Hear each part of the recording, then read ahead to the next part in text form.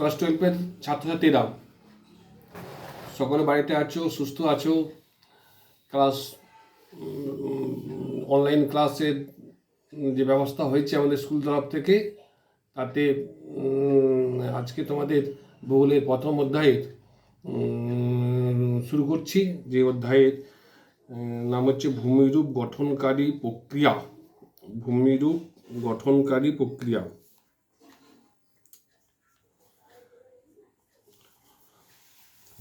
ভূমিরূপ গঠনকারী প্রক্রিয়া জিনিসটা কি না, ভূমিরূপ গঠনকারী প্রক্রিয়া হলো যে প্রক্রিয়ায়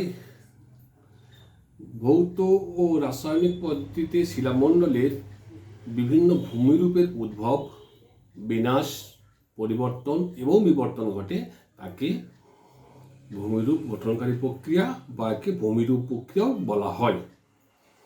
ভূমিরূপ গঠনকারী প্রক্রিয়ার কয়েকটা বিশেষ বৈশিষ্ট্য রয়েছে। কি বৈশিষ্ট্য না, এই প্রক্রিয়ার বৈশিষ্ট্য হচ্ছে যে ভূ অভ্যন্তর থেকে শক্তি এবং পৃথিবীর বাইরের শক্তি, উভয় প্রকার শক্তি এই প্রক্রিয়াতে ক্রিয়াশীল হয়। এই প্রক্রিয়ায় প্রতিটি প্রক্রিয়াতে স্বতন্ত্র বৈশিষ্ট্যযুক্ত ভূমিরূপের নিদর্শন থেকে রাখে বা নিদর্শন থেকে যায়। আর এই প্রক্রিয়া কিন্তু তার প্রকৃতি এবং তীব্রতা অঞ্চল ভেদে বিভিন্ন রকম হয়। সব অঞ্চলে সমান নয়। নিরক্ষী অঞ্চলে একরকম, মেরু অঞ্চলে একরকম, ক্রান্তি অঞ্চলে একরকম, মরুভূমি অঞ্চলে একরকম, অঞ্চল ভেদে পার্থক্য ঘটে। এবার ভূমিরূপ গঠনকারী প্রক্রিয়ার একটা চার্ট তৈরি করছি, সেটা একটু দেখো। ভূমিরূপ গঠনকারী প্রক্রিয়া এটা দুই প্রকার। একটা হচ্ছে পার্থিব আর একটা হচ্ছে মহাজাগতিক।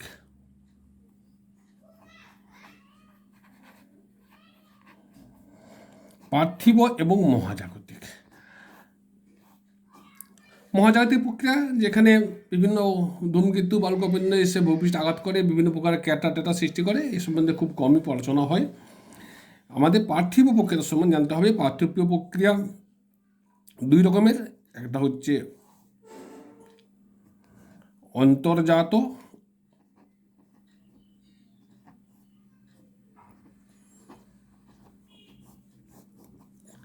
আর 3 নম্বর হচ্ছে বহির্জাত। অন্তর্জাত এবং বহির্জাত। অন্তর্জাত প্রক্রিয়া সম্বন্ধে তোমরা ক্লাস 11-এ পড়েছ। সমস্ত অন্তর্জাত প্রক্রিয়া মানে যেখানে আকস্মিক ছিল এবং ধীরগতি ছিল। আকস্মিকে ছিল ভূমিকম্প এবং অনুৎপাত আগ্নেয়োচ্ছ্বাস, এবং ধীরগতির আরণে ছিল ইওস্ট্যাটিক সঞ্চালন, আইসোস্ট্যাটিক সঞ্চালন এবং ভূগাঠনিক সঞ্চালন। এবার ভূগাঠনিক সঞ্চালনের দুটো ভাগ ছিল, বহির্ভাবক আলোড়ন এবং গিরিজনীয় আলোড়ন। তো সেটা ক্লাস 11-এর অধ্যায়, এ তোমাদের পড়তে হবে না। এটা ক্লাস 11-এ ছিল। তোমাদের আলোচনা হবে যে বহির্জাত প্রক্রিয়া সম্বন্ধে। বহির্জাত প্রক্রিয়া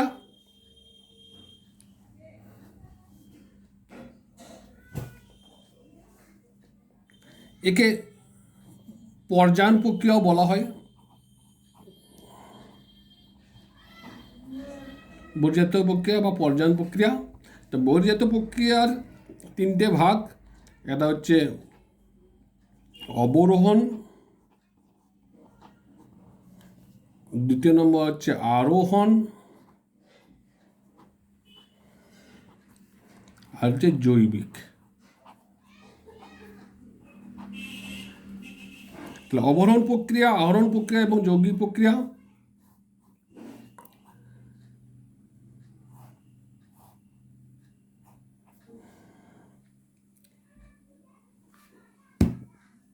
আবার 3 প্রকার।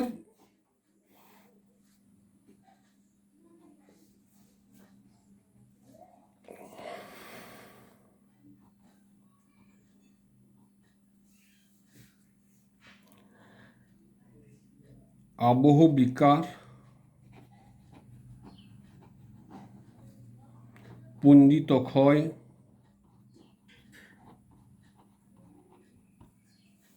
এবং ক্ষয়ী ভবন।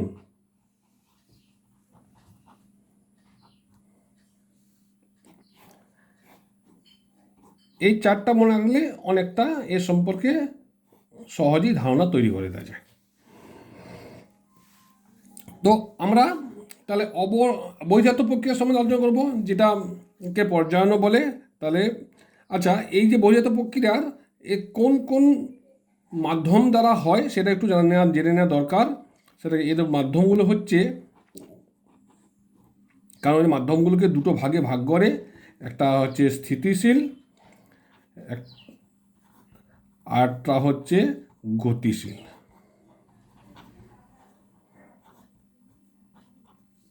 স্থিতিশীল প্রক্রিয়ার অন্তর্গত বিভিন্ন আবহাওয়া এবং জলবায়ুর উপাদানগুলো, যেমন বায়ুর উষ্ণতা, বায়ুর চাপ, বায়ুর আর্দ্রতা, মেঘাচ্ছন্নতা, তুহিন, শিশির, এগুলো সব হচ্ছে স্থিতিশীল প্রক্রিয়া। গতিশীল প্রক্রিয়ার মধ্যে অন্তর্গত হচ্ছে যে নদ নদী, বায়ুপ্রবাহ, হিমবাহ, সমুদ্র তরঙ্গ, স্রোত, ভৌম জল, এগুলো সব হচ্ছে গতিশীল প্রক্রিয়া। এবং এই দুটোই প্রক্রিয়া বহিজাত প্রক্রিয়ার মাধ্যম। বহিজাত প্রক্রিয়া সম্বন্ধে এবারে একটু ধারণা রাখতে হবে যে বহিজাত প্রক্রিয়া ব্যাপারটা কি না। বহিজাত প্রক্রিয়া হচ্ছে যে ভূপৃষ্ঠের উপরে ক্রিয়াশীল প্রক্রিয়া, যার দ্বারা বিভিন্ন প্রকার ভূমিরূপ সৃষ্টি হয়, যার দ্বারা বিভিন্ন প্রকার ভূমিরূপের ভাস্কর্য গড়ে ওঠে, ভূমিরূপের উচ্চ স্থান এবং নিচু স্থানের মধ্যে একটা সমতা বিধান হয়। এটা বহিজাত প্রক্রিয়া এবং এর কয়েকটা বৈশিষ্ট্য আছে। যেমন বৈশিষ্ট্য হচ্ছে যে এটা বহিজাত প্রক্রিয়া প্রথমেই যে কোথায় কাজ করে না ভূপৃষ্ঠের উপরে কাজ করে, দ্বিতীয় হয়তো কেমনভাবে কাজ করে না প্রচণ্ড ধীর গতিতে কাজ করে, যেটা ইন্দ্রিয় গ্রাহ্য হয় না, খুব ধীরে ধীরে ধীরে ধীরে এই সম্পন্ন হয়। এবং কী হয় না বিভিন্ন প্রকার ভূমিরূপে ভাস্কর্য সৃষ্টি হয়। এবং এই বহিজাত প্রক্রিয়ার সৃষ্টিতে শক্তির উৎস হচ্ছে সূর্য। এবং এখানে ঢালের বিভিন্ন রকম ঢালের মধ্যে একটা সমতা বিধান ঘটে। এটা হচ্ছে বহিজাত প্রক্রিয়ার বৈশিষ্ট্য এবং তার মাধ্যম হচ্ছে স্থিতিশীল এবং গতিশীল। এরপরে আমরা চলে আসছি পর্যায়ন প্রক্রিয়াতে। পর্যায়ন প্রক্রিয়া এটা 1876 খ্রিস্টাব্দে বিজ্ঞানী জি.কে. গিলবার্ট প্রথম এই পর্যায়ন কথাটি ব্যবহার করেন। গ্রেড উনি ব্যবহার করেছেন গ্রেড শব্দটা, যার কথা বাংলাতে আমরা করে নিচ্ছি পর্যায়ন। এবং এই পর্যায়ন সম্বন্ধকে বলেন যে ভূভাগের যে বিভিন্ন রকম বৈশিষ্ট্যপূর্ণ ভূমি দেখতে পাওয়া যায়, অর্থাৎ কোথাও উঁচু ভূমিভাগ, কোথাও মাঝারি উচ্চতা ভূমিভাগ, কোথাও নিচু ভূমিভাগ, তার সেগুলো বিভিন্ন প্রাকৃতিক শক্তির দ্বারা ক্ষয়প্রাপ্ত হয়ে সে একটা সামঞ্জস্যপূর্ণ ভূমিরূপে সৃষ্টি হয়, অর্থাৎ পর্যায়িত ভূমিরূপে সৃষ্টি হয়, তাকে পর্যায়ন বলেছেন। এই পর্যায়ন প্রক্রিয়ার দ্বারা ভূমিরূপের সমতলীকরণ বা সমতলী বিধান, এটাই হচ্ছে আসল জিনিস, বা এটাই বিশেষ করে মনে রাখতে হয়। যে পর্যায়ন প্রক্রিয়াতে আমরা দেখলাম যে তিনটে পদ্ধতিতে এই কাজটা হয়। একটা হচ্ছে অবরোহণ, দ্বিতীয় হচ্ছে আরোহণ, তৃতীয় হচ্ছে জৈবিক প্রক্রিয়া। অবরোহণ প্রক্রিয়া সম্বন্ধে এবারে একটু জানা দরকার। প্রথমে হচ্ছে অবরোহণ হচ্ছে ক্ষয়কারী প্রক্রিয়া। এই অবরোহণ বলতে বোঝায় ক্ষয়কারী প্রক্রিয়া। ক্ষয় সাধন হয়, কার ক্ষয় সাধন হয় না ভূমিভাগের বিভিন্ন ভূমিরূপগুলোর ক্ষয় হয়, নতুন হয়ে ভূমি উদ্ভব হয়, সেগুলো আবার পরিবর্তন হয়, সেগুলোর বিবর্তন হয় এই অবরোহণ প্রক্রিয়ার মধ্য দিয়ে। অবরোহণ প্রক্রিয়াতে কাজ করে কে না প্রথম কাজ করে হচ্ছে আবহবিকার। যদিও আবহবিকারটা কাজ করে পরোক্ষভাবে, প্রত্যক্ষভাবে কাজ করে না, কিন্তু পরোক্ষভাবে কাজ করে। পরোক্ষভাবে কেমন করে না আমরা জানি আবহবিকারে কি হয় না আবহাওয়া এবং জলবায়ু বিভিন্ন উপাদানগুলোর দ্বারা শিলা যান্ত্রিকভাবে চূর্ণ বিচূর্ণ হয় এবং রাসায়নিকভাবে বিয়োজিত হয়ে শিলা নরম শিথিল হয়ে যায়, এবং কিন্তু কোনো রকম স্থানান্তর ঘটে না। মানে সেটা স্থানচ্যুতি ঘটে না, সেই জায়গায় পড়ে থাকে, তাই এখানে উচ্চতা কোনো হেরফের হয় না। সেই জন্যই অনেক ভূবিজ্ঞানী একে সরাসরি ভূমিরূপে অংশগ্রহণকারী প্রক্রিয়া হিসেবে গণ্য করেন না। কিন্তু অবরোহণের ক্ষেত্রে আবহবিকার বিরাট বড় গুরুত্বপূর্ণ ভূমিকা পালন করে, কারণ অবরোহণ প্রক্রিয়াকে অধিক সক্রিয় করতে, অধিক মানে এর প্রক্রিয়ার কাজগুলোকে ত্বরান্বিত করতে আবহবিকার বিশেষভাবে সাহায্য করে।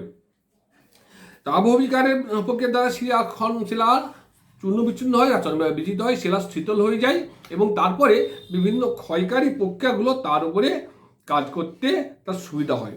দ্বিতীয় হচ্ছে অবরোহণ প্রক্রিয়ার দ্বিতীয় অংশ, এটা 1 নম্বরের। দ্বিতীয় নম্বরের অংশ হচ্ছে পুঞ্জিত ক্ষয়। পুঞ্জিত ক্ষয় তোমরা ক্লাস 9-এ এটা পড়েছো। পুঞ্জিত ক্ষয় যেখানে কোনো প্রাকৃতিক শক্তি থাকে না, কি থাকে না মাধ্যাকর্ষণ শক্তি আর ভূমির ঢাল।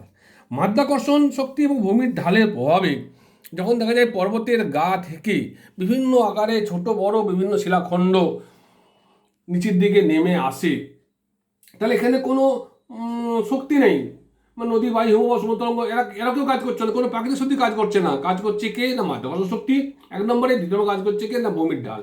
এই মাধ্যাকর্ষণ শক্তি এবং ভূমির ঢালের প্রভাবে দেখা যায় যে শিলাখণ্ড সমূহ নিচের দিকে নেমে আসে এবং বিভিন্ন প্রকার ভূমিরূপ সৃষ্টি করে। তৃতীয় নম্বর হচ্ছে ক্ষয়ীভবন। ক্ষয়ীভবনে বিভিন্ন প্রাকৃতিক শক্তিগুলো এরা সক্রিয়ভাবে অংশগ্রহণ করে এবং ভূপৃষ্ঠের উপরে বিভিন্ন প্রকারের ভূমিরূপ সৃষ্টি করে।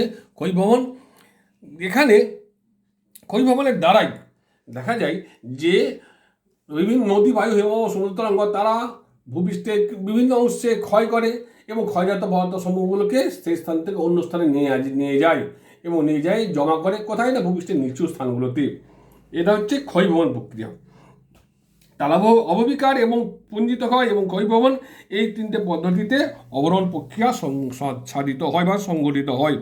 দ্বিতীয় হচ্ছে আরোহণ প্রক্রিয়া। আরোহণ প্রক্রিয়া হচ্ছে সঞ্চয় বা অবক্ষেপণ প্রক্রিয়া। সঞ্চয় হয়, কি সঞ্চয় হয় না যে অবরোহণ প্রক্রিয়াতে যে ক্ষয় হলো, বিভিন্ন প্রকার ভূমিরূপ উঁচু স্থানগুলো ক্ষয় হলো, সে উঁচু স্থানগুলো ক্ষয় হওয়ার পরে তাহলে আমরা যদি ভাবি এগুলো উচ্চভূমি, এগুলো উচ্চভূমিগুলো, এটাও একটা উচ্চভূমি। উচ্চভূমিগুলো ক্ষয়প্রাপ্ত হয়ে ক্ষয়জাত পদার্থ তাহলে সে ক্রমশ কমে কমে কমে কমে সে এখানে চলে এলো, আর ক্ষয়জাত পদার্থগুলো এই জায়গাতে জমা হলো। তাহলে এখানে হচ্ছে নিচু স্থান ছিল, এখানে আরোহণ হলো, আর এখানে উচ্চভূমিতে কি হলো না ক্ষয় হলো বা অবরোহণ হলো, আমি বলতে পারি। তাহলে উঁচু স্থানগুলো ক্ষয় হয়ে যায় আর নিচু স্থানগুলোতে ওই ক্ষয়জাত পদার্থগুলো জমা হয়। দিয়ে তাহলে কী হচ্ছে না ভূমিভাগের মধ্যে একটা সমতা বিধান হচ্ছে। তার দীর্ঘদিন পরে কি দেখা যাবে, এটা যদি একদম পর্যায়ে ধরি, দ্বিতীয় পর্যায়ে কি দেখতে পাবো না সমগ্র অঞ্চলে একটা পর্যায়িত ভূমিরূপ। এইটা হচ্ছে একটা পর্যায়িত ভূমিরূপ।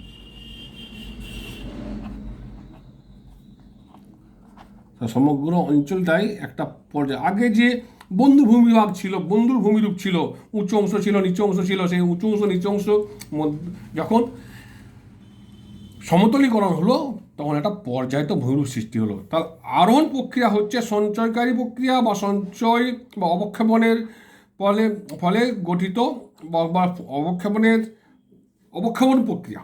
সঞ্চয় প্রক্রিয়া বিভিন্নভাবে আমরা বিভিন্ন প্রকার ভূমিরূপ দেখতে পাওয়া যায়। একটা বদ্বীপ সৃষ্টি, সেই একটা সঞ্চয়কারী প্রক্রিয়া, বা কোনো একটা অংশে কোনো একটা বদ্বীপ গড়ে ওঠা বা পর্বতের পাদদেশে থেকে রেস্কি চালাস দিয়ে জমা হয়, সেটাও একটা সঞ্চয়কারী প্রক্রিয়া। তার বিভিন্ন প্রকার সঞ্চয়কারী প্রক্রিয়া। তাহলে এটা হচ্ছে অবরোহণ এবং আরোহণ। তাহলে অবরোহণ আরোহণের ফলে কি সংগঠিত হলো না পর্যায়ন প্রক্রিয়া সংগঠিত হলো, সমগ্র অঞ্চলের মধ্যে একটা সমতলীকরণের সৃষ্টি হলো।